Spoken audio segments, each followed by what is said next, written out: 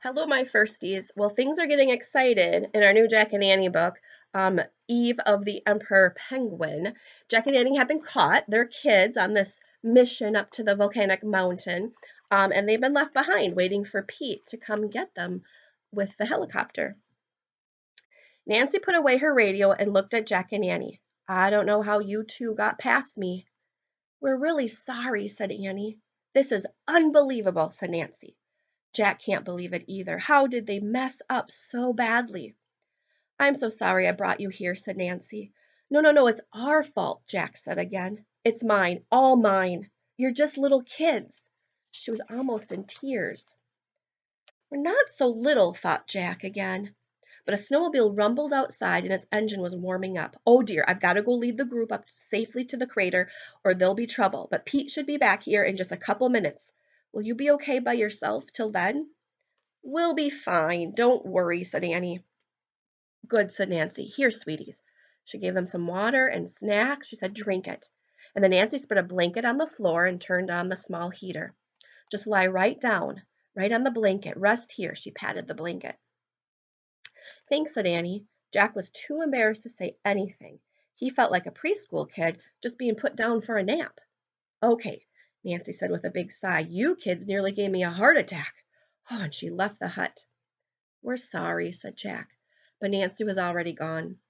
Soon the roar and rumble of the snowmobiles filled the air as Nancy led the scientists and journalists up the mountain. We really messed up our mission this time, said Jack, lying under the blanket. And we were doing so well, too, said Annie. She sat right up. Can I see Morgan's rhyme, please? Jack pulled the rhyme out of his pocket and handed it to Annie. Okay, and this is what Annie read. Then all fall down till you come to the cave of the ancient crown. I wonder if this counts as falling down, Annie said. She put the rhyme into her pocket. I don't think so, said Jack. I don't know what that means, and there's no ancient crown in Antarctica. It's all science and research and rules and helicopters and snowmobiles. It's the real world, and his voice trailed off. Well, I know one thing. I don't want to waste time lying around here, said Annie. She threw off the blanket and stood up. At least I can take a few pictures while we wait for Pete. You really feel like doing that? Said Jack. Not really, but I'm going to try. I don't think you should, said Jack. Don't worry, I'll be back soon. Maybe I'll see an ancient crown. Yeah, I don't know, said Jack. Annie put on her goggles and ski mask and headed outside. Jack reached into his pack and pulled out their book. He took off his glove and looked up ancient crown in the index. He wasn't surprised to find that it wasn't there. Jack put the book back in his pack and took out his notebook, so he read over all of his notes. Go slow, stay with others, cracks in the ice, never touch wildlife. Jack's hand was cold as he put his glove back on, and he put away his notebook, and then he laid his head back down and closed his eyes. He just wanted to sleep.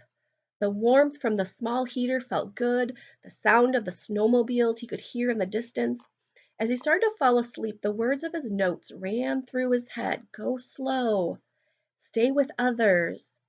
Cracks in the ice. Oh no, thought Jack. He sat right up. He tossed off the blanket, he threw on his pack, and rushed out of the hut.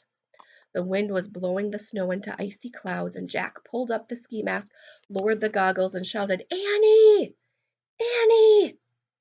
What? Her voice came from the distance.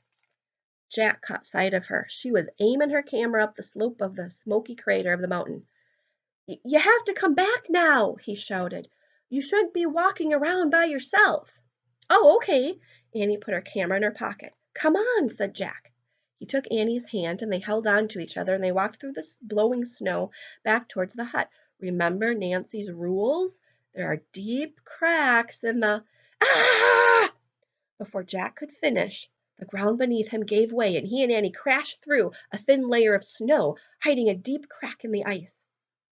Jack and Annie landed on an icy ledge. Clumps of snow fell on top of them, and silence filled the air. A thin shaft of light came from the opening they had fallen through. It was at least 10 feet above them. Oh, are you okay? Jack said. I think so, said Annie. They both sat up very slowly, and Annie peered over the edge of the ledge. Uh-oh, she said. Look. Jack looked, he and Annie were on the ledge of a ravine that plunged thousands of feet down into the darkness. This must be one of those hidden places in the mountain that Nancy talked about, the ones made by the lava and hot gases. But Annie said, it's incredible. She reached into her pocket for her camera. As soon as Annie moved, Jack heard the ice crack. Don't move, he said. Annie froze. Forget about pictures.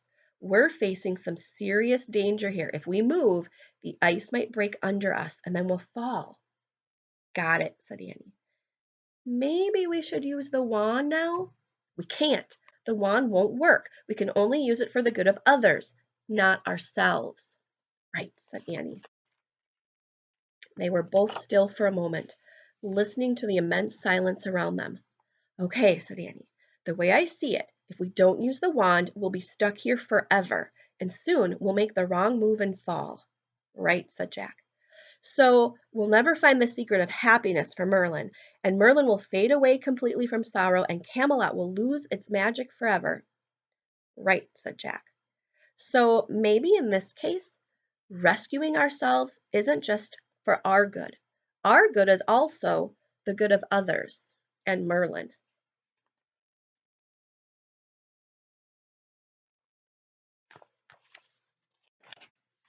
Good thinking, said Jack. Let's try it. He carefully twisted around and took off his backpack, and he very slowly reached inside and pulled out the wand of Dianthus. Okay, 5 words, said Jack. I guess I'll just wish for it to save you and me and Merlin. But hey, why didn't we make that wish a long time ago? We couldn't. We hadn't tried our hardest yet. Right. Okay, get ready. He closed his eyes. He held up the silver wand and he said, Save Annie, Merlin, and me. Jack waited a moment, and then he opened his eyes. What happened? He said. Nothing, Annie said. So I guess it didn't work. He turned to put the wand away. I guess the rules must. Crack! The ice broke. The ledge gave way. Ah! Called Jack and Annie as they fell through the twilight, down through the darkness, down, down, down, down into blackness.